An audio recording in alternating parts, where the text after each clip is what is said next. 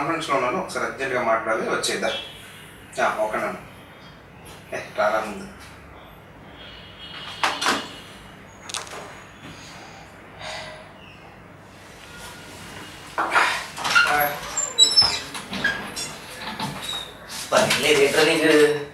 అంటే అయిపోయింది చెప్పి అంటే ఒక స్టోరీ రాస్తున్నా. రాత్రి టాబ్లెట్ వేసుకున్నావా? వేసుకున్నా. సినిమా చూసావా? లేదు చూడాలి. చెప్పు. అదే చిరంజీవి 150వ సినిమా గురించి అందరూ కొడేసుకుంటారు కదా, ఎవరు తీస్తారు కథ ఏంటి అని. నాకు బ్రహ్మాండమైన కథ వచ్చింది. రాత్రి నుంచి ఎవరు చెప్పాలో తెలియదు. సరే ఆఫీస్కి వచ్చాను కానీ చిరంజీవి ఒప్పుకున్నాడా? అంటే ఇంకా చెప్పలేదు. ఫస్ట్ నాకేనమాట. అంటే ఇది ఒక డిఫరెంట్ స్టోరీ అనమాట. అసలు ఇప్పుడు దాకా తెలుగులో రాలేదు. అంటే ఇంగ్లీషు హిందీలో తెలుగులో రాలేదు అంటే ఇంకెక్కడ కూడా రాలేదంటే. అంటే తమిళ్లో వచ్చి ఉంటుంది. లేదు, నా ఓన్ క్రియేటివిటీ. తమిళ సినిమా ఏం చూడదు కదా? చూడచ్చు. తమిళ్ నాకు రాదు కదా చూడటానికి. స్టోరీ ఎంత ప్లాన్గా చేసుకున్నాను కదా, హీరోయిన్ ఓకే చేసుకోలేకపోతున్నాను. ఇట్టే అవకాశం. అదే ఆలోచిస్తున్నా ఎవరు బాగుంటారని. నువ్వేనా సజెస్ట్ చేస్తావు అని నేను పిలిచాను. సోనాలో బిందే అంటే ఇంద్రాలు చేసింది కదా. అంటే నా థింక్ ఏంటంటే సమంత చిన్నది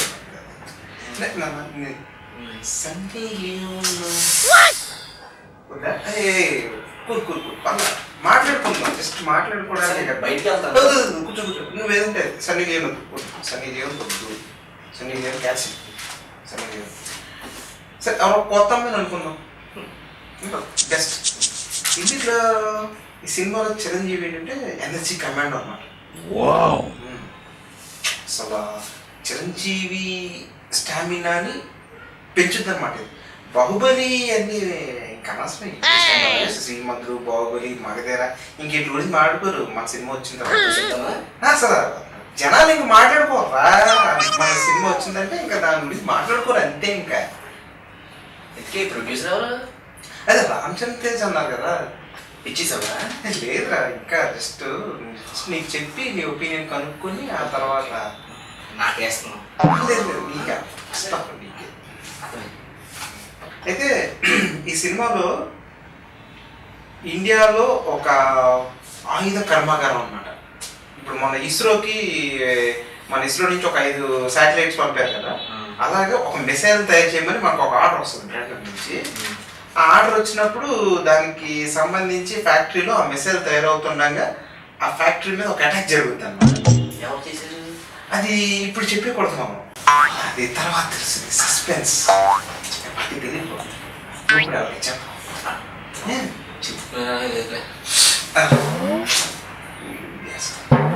అది ఆ మిసైల్ ఆర్డర్ వచ్చిన తర్వాత వాళ్ళు అటాక్ చేస్తారు. అటాక్ చేసినప్పుడు దాని చీఫ్ సెక్యూరిటీ ఆఫీసర్ మన హీరోయిన్ అనమాట. ఇంకా మనం సెలెక్ట్ చేయలేదు కదా, అంటే అందుకే ఎక్స్ ఆ అమ్మాయి అనమాట. సో అటాక్ జరిగినప్పుడు ఆ ఎక్స్ గర్ల్ చాలా చాలా తన శక్తికి మించి పోరాడి ఓడిపోయే స్టేజ్లో ఉన్నప్పుడు చిరంజీవి వచ్చి సేవ్ చేస్తాడనమాట. అది చిరంజీవి ఎంట్రీ. ఇక్కడ పెద్ద బాంబ్ బ్లాస్ట్లో ఇచ్చి ఒక ఆర్మీ జీపు తోటి అలా దూకి అలా ఎంటర్ అవుతాడు. అప్పుడు చూసుకో స్క్రీన్ నిండా చప్పట్లు, కాగితాలు, జెండాలు. ఏ సినిమాలో చూసావు? నువ్వు కూడా నమ్మకపోతే ఎలా? ప్రొడ్యూసర్ అవ్వాలని అంటారా? అర్థం చేసుకోరా, నా క్రియేటివిటీ గురించి నీకు తెలుసు కదా. మరి ఇంకా ఎందుకు ఇలా అయితే కష్టం రా. టీ పట్టాడు అది ఇది కాదు, అది పవన్ కళ్యాణ్ కోసం రాశారు. అది పవన్ కళ్యాణ్ కోసం మొన్న ఎప్పుడో రాశారు. ఇది చిరంజీవి కోసం నిన్న రాత్రి పడుకుంటే నిద్ర పట్టట్లేదు. ఆ టైంలో అనుకోకుండా టక్మన్ వచ్చేసింది అనమాట థాట్. దాన్ని అలా ఫీల్ అవ్వు. నేను ఆనంద్ బాష్పల్లి నువ్వు చిరంజీవి స్టోరీ రాశానంటే నేను అందుకే నేను నీకు చెప్తాను. లేదు కాదు, సాయంకాలం బిర్యానీ. ఇప్పుడు ఏంటంటే స్టోరీలోకి వద్దాం.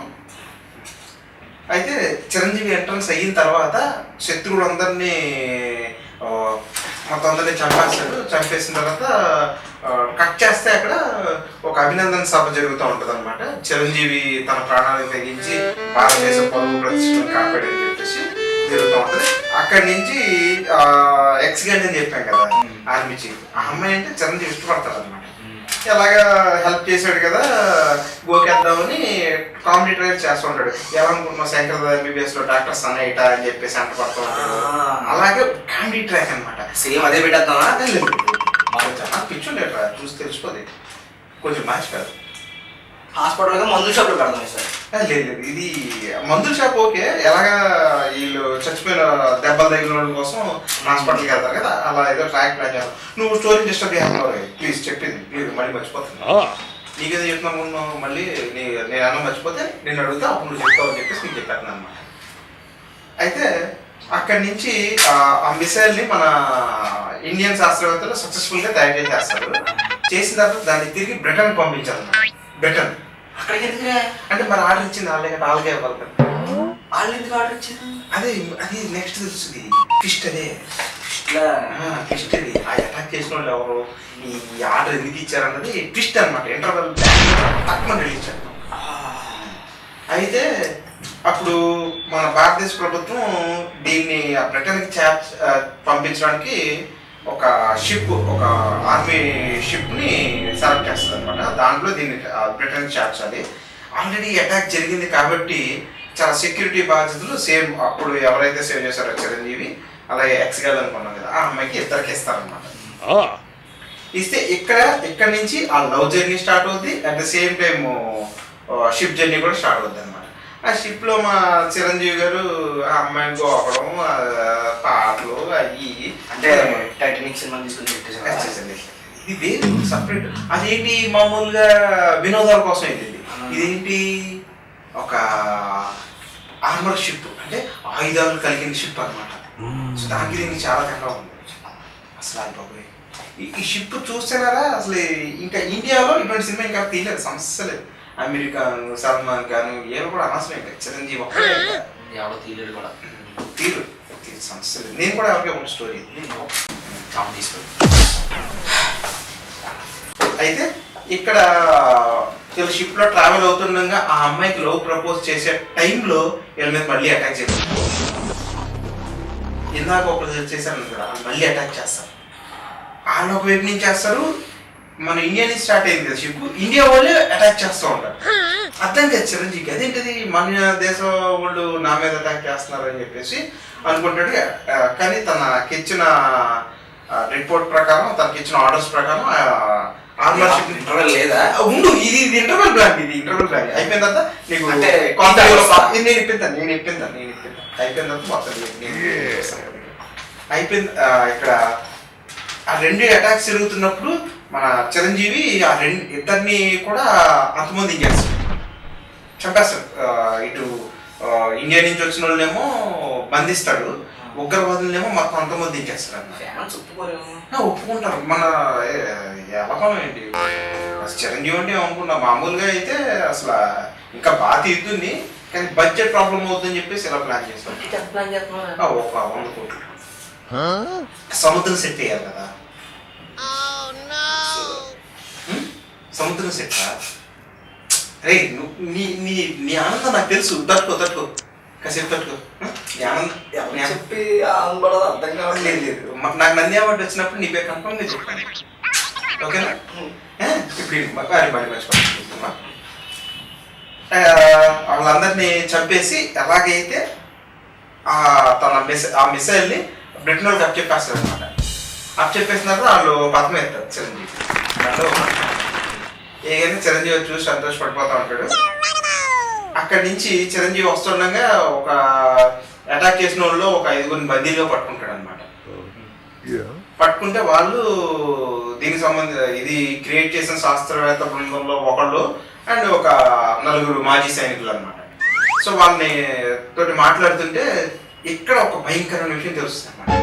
ఆ మిసైల్ ఎందుకు అనుకుంటున్నావు? ఇందాక అడిగావు కదా ఎందుకు ఆర్డర్ ఇచ్చారని, అడిగావు కదా ఇందాక స్టార్టింగ్ అడిగావు కదా, కర్మకాలు అడిగా లేదు కరెక్ట్గానండి.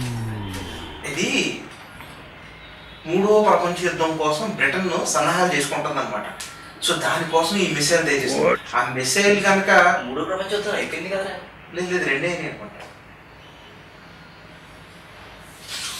లేదు 3 కాబట్టి 4వ ప్రపంచ యుద్ధం మార్చేసుకుందాం. మన చేతిలో పని కదా, పెన్ను మంది కాగితం మంది, మన తలగా. ప్రపంచ యుద్ధం కోసం ఆ మిసైల్ తయారు చేస్తూ ఉంటుంది. సో ఆ మిసైల్ కనుక ఒక్కసారి ప్రయోగిస్తే అది పడిన చోట సుమారు 200 సంవత్సరాల వరకు కనీసం మొక్క కూడా మొలదు. ఇది హిరోషిమా నాగాసాకి మీద అనుభవం వేసారు చూసారు, దానికంటే పవర్ఫుల్ టీవీలో చెప్పాడు మొన్న కదా అంతకుముందు. అది ఎక్కేసారంటున్నా వేరా నీకు అర్థం కావట్లేదు. నేను సొంతంగా ఆలోచించంటే నువ్వు మళ్ళీ అది చూసి చెప్పేట్రా. సో చిరంజీవికి అప్పుడు కళ్ళు తెరుచుకుంటారు అనమాట అక్కడ ఇంటర్వల్ బ్యాంక్. చిరంజీవి కళ్ళు మూసుకుంటాడా? లేదు తెలుసుకునే ఉంటాడు. ఐ మీన్ టు సే జ్ఞానోదయం అంటారు చూసా ఆ రేంజ్ లో. ఇప్పుడు ప్రపంచ యుద్ధం తర్వాత పక్కన పెడితే ఆ మిసైల్ ఎక్కడ ల్యాండ్ చేస్తే సుమారు ఒక 25-30 దేశాల్లో ఇంకా జనాభా అన్నదే ఉండరు అనమాట. సో దీన్ని ఎలాగైనా ఆపాలి అని చెప్పేసి మిగిలిన శాస్త్రవేత్తలు ఉన్నారు చూసారు, బంధించే వాళ్ళు, మన ఎక్స్ గర్ల్ ఫ్రెండ్ అదే ఎక్స్ అమ్మాయి అనుకున్నాం కదా, వీళ్ళందరితో కలిసి చిరంజీవి మళ్ళీ బ్రిటన్ మీద యుద్ధం చేస్తారు. ఈ సీన్ ఎలా ఉంటుంది అనుకుంటున్నావు? ఆర్నల్డ్ ష్వార్జ్నెగ్గర్ ఒంటి నిండా వెపన్స్ వేసుకుని ఒక సినిమాలో వెళ్ళి మొత్తం అందరినీ చంపేక్కడ చూసావా? లేదు తీసుకురా, అలా ఉంటుందని చెప్తున్నాను అంతే. ఈ వారంలో ఎన్ని సినిమాలు చూసావు? ఇంగ్లీష్ సినిమాలు ఒక 5-6 చూసాను. నీకు కొట్టేసావా? 4 5 సినిమా 6 సినిమా కామెడీ సినిమాని అయిపోతే. ఓ పని చేద్దాం, పెట్టి బాహుబలి 2 లాగా సెకండ్ పార్ట్ ప్లాన్ చేద్దాం. లేదు ఇప్పటికే సెకండ్ మనకు ఒక దాంట్లో చెప్తుంటేనే జనం అంటే రాజమౌళి మనం హిట్ కొట్టేసి లాభం ఎక్కువ వచ్చింది కదా, అలా ప్లాన్ చేద్దాం. మనకు లాభాలు ఓకే. మనకి చెప్పాలనుకున్నది ఒక సినిమాలో చెప్పాను, నువ్వు కలిపి చేస్తున్నావు ఫస్ట్. అయితే ఇప్పుడు 5గురితో కలిసి మళ్ళీ బ్రిటన్ ఆర్మీ క్యాంప్ మీద వీడు ఒక్కడే ఆర్మీ క్యాంప్ మీద వీడు లవరు, అలాగే వీడు బంధిస్తాడు 3 శాస్త్రవేత్త, ఒక శాస్త్రవేత్త, మిగిలిన 4 మాజీ సైనికులు అనమాట. వాళ్ళ ఆ బ్యాచ్ తోటి వెళ్ళి ఆర్మీ క్యాంప్ని మొత్తం తునాతునతో చేసేసి ఆ మిసైల్ని హిందూ మహాసముద్రంలో ల్యాండ్ చేస్తాడు. చేసిన తర్వాత గర్వంగా ఆ సముద్రంలోంచి, ఇది క్లోజింగ్ షాట్ ఎలా ఉంటుందంటే పెద్ద డ్రమ్ వెళ్ళి వాటర్ వెళ్ళి మొత్తం షిప్ ఎన్ని పడిపోతుంటే ఒక మోటార్ బోటు లాంటిది అనమాట. ధూమ్లోను వాటిలోను చూసావు కదా, కింద నుంచి అలా వస్తారు. లేదు అలా ఉంటుందని చెప్తున్నాను, నీకు అర్థం కూడా కోసం నువ్వు విజువలైజేషన్ చేసుకుంటావు కదా, దానికోసం ఇదంతా అనమాట. ఎలా రాత్రి జ్వరం వచ్చిందా? లేదా అంత మానే స్టోరీ ఎలా ఉంది నువ్వు చెప్పట్లేదు. స్టోరీ అంటే మరి సాయంకాలం బిర్యానీ ఎంత బాగుందిరా స్టోరీ. ఎప్పుడు చేస్తున్నావు, ప్లాన్ చేస్తున్నాను? అదే ఒక 2-3 డేస్లో చూసుకొని అల్లు వాటర్ ముందు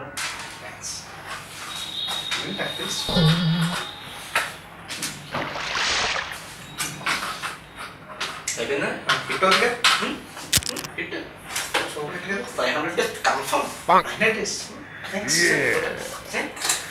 మళ్ళీ ఏదైనా స్టోరీ చెప్తే తప్పకుండా ఫోన్ చేయి, నేనే వస్తాను. నువ్వే రావాలి. నేను ఒకటి మర్చిపోతే నువ్వే వచ్చాయి. ఓకే వెళ్ళిపోతాను, జాబ్ మాట్లాడుతున్నాను.